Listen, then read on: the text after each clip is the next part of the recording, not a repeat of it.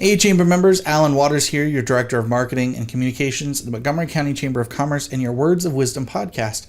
And today I'm joined by Heather Potter with Paint and Fun Ceramics. Awesome. Welcome, Heather. So others may be familiar. They've heard Terry's voice on here for a long time. They know Paint and Fun Ceramics. So tell them a little bit about who you are and all those things in just a moment. But first question for everybody is, what does success mean to you? When you sent me these questions, I sat and I thought. That is a hard question. Success to me really is just being able to take something that I love and share it with everybody else. I'm constantly learning new things, staying on top of trends and things like that. So it's very nice to take something from like a conference or something that we go to and be able to bring it back to, my hometown and teach others about that. So I feel success to me is just being able to do that and to continue to do that. Well, and how did you find yourself at Paint and Fun? What's your role there? How does that interact with your success? So funny story. I had originally set out to look for a date night, and it was with Wine and Design, which was Terry's previous business. And I found a job posting, and needless to say, I never went to the date night. I applied and I was in there like a week later, and I've been there ever since. Cool. So as far as my role at Paint and Fun, I am the studio manager. I've worked very hard to get this position, and I absolutely love it. So you'll see me there all the time.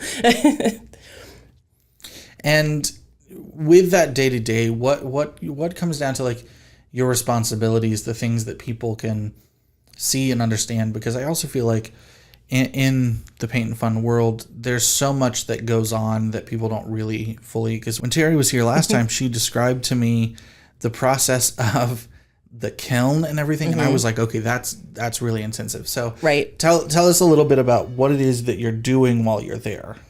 So it's not just the studio front itself. There is, like you said, a lot more to it.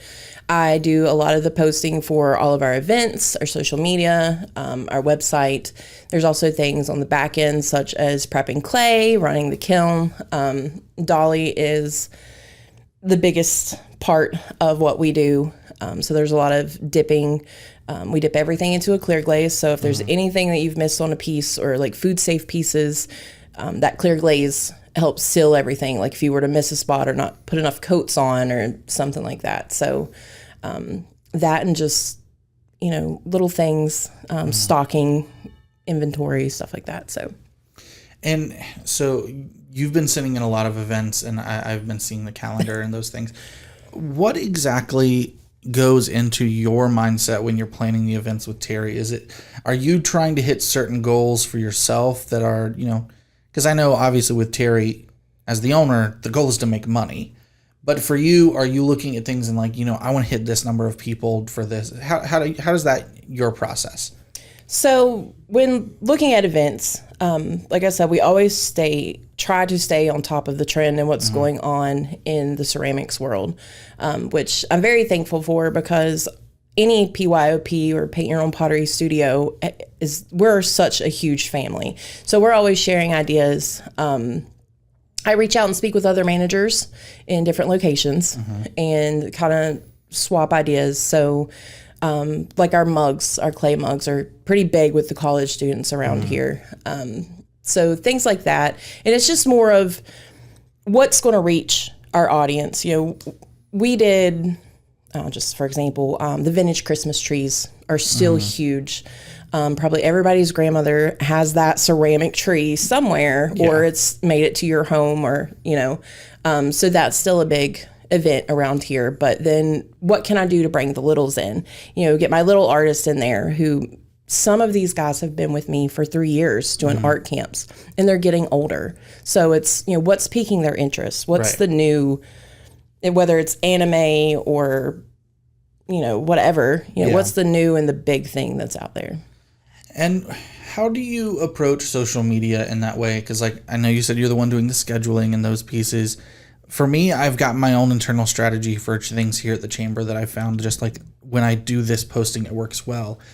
But you're hitting a much larger target audience than I am. So, are you looking more at the parents and those things when you're trying to get people's attention on social media, or is it you're trying to get more of the college students who are doing things, or is it just a mixed match of where you're going and where you're posting? It really is a mixed match because we have such a wide audience. You know, I've got people who bring babies in and we're doing hand and feet prints, and, you know, new parents, or people who are getting married and want to create plates or gifts for those friends. I'm throwing that out there. I never thought about that. Yeah. Yeah. So that, and then we've got, you know, the college kids. When can I post? When I have to think, you know, like myself 10 years ago, when was I on the phone? When was I looking at this? What time does this need to be posted to reach this targeted audience? Yeah. And how much of the business do you think is like repeat? Once they're in the door, how often are you seeing them stay in the door and keeping that going? We have a lot of regulars. I am on first name basis with a lot of my customers. And that just may come from where I'm there a lot. So I see more of them than some other employees, but they know them too. So I would say we're about 50-50. Okay. And so tell us the journey of how you've kind of ended up here. You know, we've talked about how you were getting into paint and fun and doing those things, but I always ask people, like, hey, when you graduated high school, what was the thing that you wanted to do then? And then what was the trajectory that led to here? Yeah, so when I graduated high school, I had high hopes of being an architectural engineer, going into the Air Force and doing all the things. Drafting in AutoCAD was my top tier. That's what I was going to do. Then 9/11 happened. So a lot of things, it was just kind of like, whoa, just kidding. You know, I didn't want to get into that. So I've always been a huge art person or artsy person. I'm always crafting, doodling, painting, doing something. So it just felt right. You know, it was one of those things of, I seen that job posting and I was like, this is what I want to do. And it's really just kind of bloomed since then. And how long has that been now that you've been with Paint and Fun?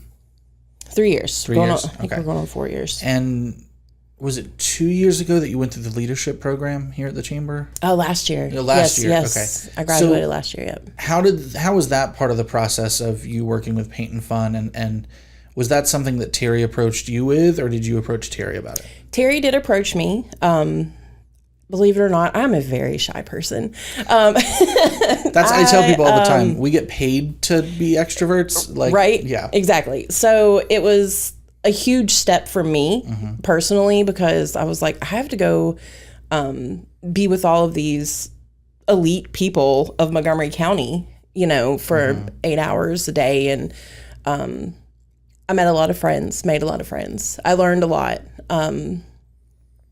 I was able to take some of what I learned with leadership, especially you have to go talk to people. You know, you have to be more up and outgoing and things like that. So that really helped. But yeah. And through those collaborations, have you seen other things? So I know, like with Terry, she's in Case, and she does a lot of collaborating with Mariah because they both have that group. Have you seen other collaborations that have kind of formed for you after the fact? From leadership, or is there anything, you know, what was the biggest takeaway you think you had from leadership? There were some good and some bad things with leadership. And I don't mean that in a bad way or anything. No. I've seen a different view of how people seen Montgomery County and really like where the focus of the county was. And I kind of already knew that because I've always lived here. Yeah. And tech has always been the thing in Montgomery County. So I've tend to focus, especially with the kids and things, on those lesser communities in Montgomery County. So looking at people in McCoy or Reiner, Elliston, you know, just the smaller things that don't necessarily get that attention because it's so overlooked. Yeah. So I've tried to reach out, not just social media, but like we just sent a mass letter mailing out to smaller schools for fundraisers. Let us come in. Let us bring this to you. You don't necessarily have to come up to us, but let me bring some ornaments to your classroom, and let me do this. There are, so. And have you seen some success with that, or is it something that's still kind of slowly building? Slowly building still. The fundraiser thing was something we really focused on last year when we went to Reno for convention. We did pretty well last year, but I would really like to hit the ground running this year to get in there with the little kids and know that you don't have to drive all the way to Blacksburg to do something. And when you're looking at those pieces, is that something, because like, spoiler alert, I was in the store not too long ago and saw you planning out the calendar. Are you planning those type of events the same, like 3 months out? Or is that something where it's like, all right, 6 months down the line, our school's getting back in the time around this, so we're going to start around there? How do you look at your schedule as y'all are working together on that without forgetting about the trends or forgetting about the things that will pop up? Right. So school calendars is something that I personally work around. I keep an eye on both colleges, well, all three, I guess, if you count New River, and then Montgomery County's schedule. So a lot of kid-related things, because that is my little niche, if you will, are planned around those things. I'm already planning stuff for next summer. So, I'm constantly just on the roll. There are other studios out there who do the same, and it's really benefited them. We do have a lot of people in the area who are last minute Lucy's and literally sign up for things like the day before. But then I've got people like our Eastern Divide Stein event that's coming up this Friday.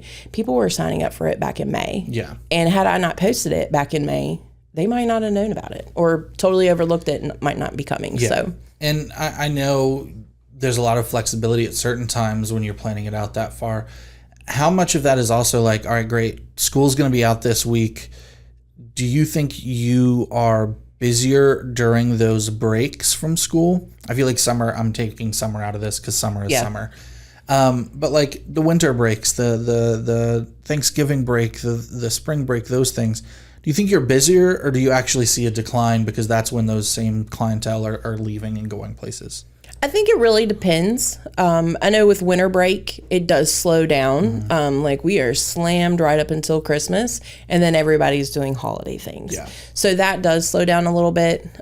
This is the first time in a very long time Montgomery County's ever had a week-long spring break. Right. That has coincided with the college schedule. So I'm hoping that brings more people in because most, not all, but most families are going to be off or doing something, have a little extra free time. But it really just depends on the season. Yeah.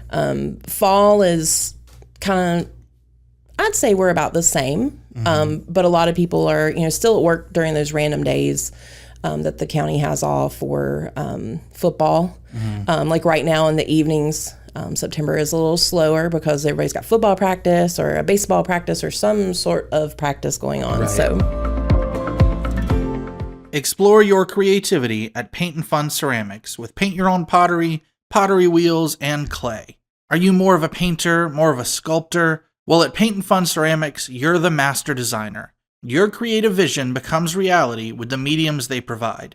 Paint your own pottery with over 1,000 different pottery pieces and more than 200 glaze colors to color your masterpieces to life. Once kiln fired, they become super shiny and food safe. If you're in a rush, you can check out their make and take painting options as well. You can also take a hand building or pottery throwing class with them. Both classes include clay and professional instructions, wheel classes include wheel time, and both private and public bookings are available. Or join an upcoming workshop where you can take advantage of their online bookings. Sign up, show up, and get right to work creating your masterpiece. You can even have a party with birthday, anniversaries, showers, work groups, or just because. Reserve their private room with up to 10 guests. For more information, go to paintandfunceramics.com. That's paint, the letter N, funceramics.com.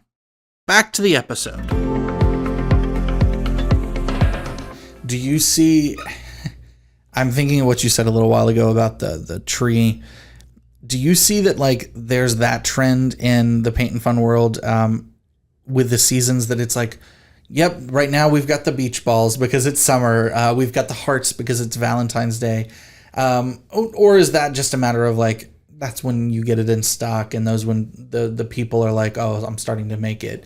Do you have anything that's like really trying to think of the word? Kitschy is not the right word, but you know what I'm saying? It's like that one thing that you always see that you never think about until you're actually in a place to be able to paint it. To do it. Yeah. I don't know. That's a hard question. I think it's pretty even across the board. As far as any piece we have in the studio. We always have Christmas trees in stock. They're just put away. Yeah. So you could really come in at any time and do those. Sizes in stock may vary, of course, because between now and the end of November, those are selling out like wildfires. Yeah. So I think about like when I was younger and when I would go into similar places, it was like always the race car that I feel like should have been a pencil box. Now that I think back about it, there was just a race that car. would've been cool, yeah. Or like I always got confused when I saw the baseballs and things because I was like, that's about the right size. That seems like going to lead to disaster. Yeah, right. But so do you have a favorite piece that's in the store, at least right now? We had otters for a while. They are very popular. They would probably have to be my all-time favorite, but I'm kind of partial. Gnomes are huge. You can never have enough gnomes or mugs. Everybody wants their own personal mugs. And there are so many talented people in this area that come in. There's a lady currently who's doing a set. They are trying to have a baby, and all the favors are going to be mugs that they have painted together. So that's the coolest thing ever. Absolutely love it. And she's phenomenal with what she does. So it's nice to see. I would take a mug and probably do something geometric on it versus, other people come in and paint things like, that painting there behind you on their mugs, so. I've never not thought about that before either. Yeah, I guess you can do stuff like really that on do there. anything. Yep. I'm very limited in this world because I'm just not a physical artist in any way, shape, or form, and so that I get in my own head about it. How often do you see that that's the case? That someone comes in and is just like, I don't know, and then like by the end they're like, oh, okay, this was actually really cool. I could do this. All the time. Yeah. All the time. We have so many tips and techniques and just different things that we can help you with. A lot of people come in and see our samples and they're just like, oh man, like I could never do something like that. Well, hold on, let me tell you, that's only 4 colors and the glaze did that. Like we didn't do that. We have some really cool things in the studio. And we try to use those specialty glazes on our pieces so that people can see, hey, I can do this too. Yeah. Or let me ask about this because we have little, like stickers that'll be like what you see, ask a staff member. We'll show you how. So a lot of things are really done with just printing out an image, using tissue paper and copying it right over to your piece. And then, you're painting it on there from there. So. Yeah, I did a Bob Ross paint night with someone recently, and it was one of those things that I was like, throughout the entire process, I was like, this doesn't look good, this doesn't look good, this doesn't look good. And then I finally got to the end and did all the steps, and I was like, yeah, I should have just trusted the process. Like, it's there. There's a reason. So, yeah. So you're talking about the holidays and things coming up. When this is airing, we've got, the holiday season is fully upon us. So what are y'all doing this holiday season to get people ready? And when do you think is hey, if you don't have it by this date, you're not going to have it for the holiday? Yes, absolutely. So in addition to the workshops, we're just gearing up with certain things, whether, silk screens, different techniques, paint palettes. I have colors that are already, we just pull together like, oh, this is, like your Thanksgiving palettes, or this is your Christmas, or I even have Halloween. I've got one for everything. So if you're not sure of colors, we have those already picked for you. Yeah. As far as our cutoff dates, I don't have a calendar with me right now, but I do know for anything earthenware, so pretty much anything that is currently on the studio shelf, that cutoff is, I believe, the 17th, whatever that Sunday is right before Christmas. I think it's like somewhere in there. It's closer to the 20th because the 18th, I think, is a Wednesday.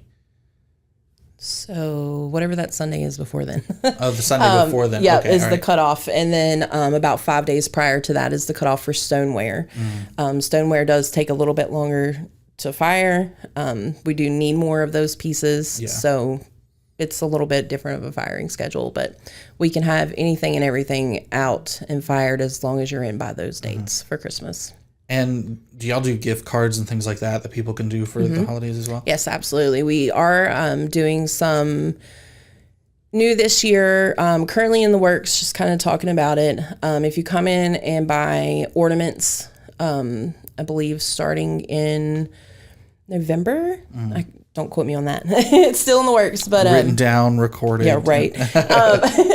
But we will be doing give back boxes to the community. Oh, cool. So if you come in and spend X amount or purchase certain items, you can get a box with, it'll have everything that a child will need with paint, brushes, ornament, and everything, and it'll go to local hospitals. Oh, that's really cool. Yeah. As people are looking at that and gearing towards that, is there anything that you would really suggest is like, hey, this is a very practical but also like fun to look at gift item? Because you're talking about the earthenware, the stoneware, and all of those. I know from what I've seen, there are so many mugs. Yes. There are the plates, the margarita glasses. Is there anything that you're like, hey, this would be a safe option if you have never done something like this before and you want to give something to your like significant other or, yeah. I would definitely go with a functional piece. Okay. Just simply because I was the queen of knickknacks for the longest time, and now they're all either gone, broken, or in a box somewhere, and I'm not looking at them. Yeah. But you give me my coffee mug, and I'm using that every morning. Yeah. So with the stoneware, things like that can go through those higher temperature changes. So they are dishwasher and microwave safe, whereas our other mugs are only hand wash only. So definitely like a stoneware mug or a bowl. Who doesn't eat cereal every morning? That's true. Or for dinner, or you're always ice cream. The bowls are so useful. So outside of the, because I feel like clay and ceramic, that is where my mind goes to at Paint and Fun Ceramics. Weird. But there are also like other painting things y'all do, other workshops that are focused on other mediums. How frequent do you say you go between those different ones? We're probably more clay right now. As far as coming in, we do the mugs, we make bowls. Those are our two most popular. Right. We even make margarita glasses. Right. We make tortilla warmers. We make huge centerpiece bowls, lanterns, so many things with the clay. But we also have, the canvases. Right. We do partner with several local businesses out in Blacksburg. We are trying to expand that though. So if there is any businesses that may be watching that would like to have us do a paint night, definitely reach out and let me know because we'd love to do it. I mean, throwing ball your court. Gardner's Grill actually just I was talking to them recently, and they want to do some more art related things out on their patio. So they could be a great connection. And how much of that? Because I know this is from Terry, and I hope I'm not like spoiling anything. Terry, she had mentioned in Case Group a few weeks ago stained glass and some of those pieces. So are those going to be like much more specialty because they take more time? Right now it is. Yeah. But that is something we are looking to in the future. So right now we do have a stained glass ornament class coming up. Special guest is Michelle Berg. She's a good friend that I met through leadership and actually speaking with her husband. That's how we were connected. We have several different options. So we're going to kind of look at it. We're playing around more so right now with the faux stained glass, which is, the wooden cutouts. You'll pick your pieces and then it's resin. So it's still see-through and it still looks like stained glass. It's just not as labor intensive as the stained glass. Cool. And do y'all ever do any like collaborations with like the Moss Center, the museum, the Alexander Black House, like those arts institutions that are nearby? Do you ever have any partnership around there that like doing workshops on site or? We have not currently, but I would love to. Yeah. I was just thinking like not everything Blacksburg.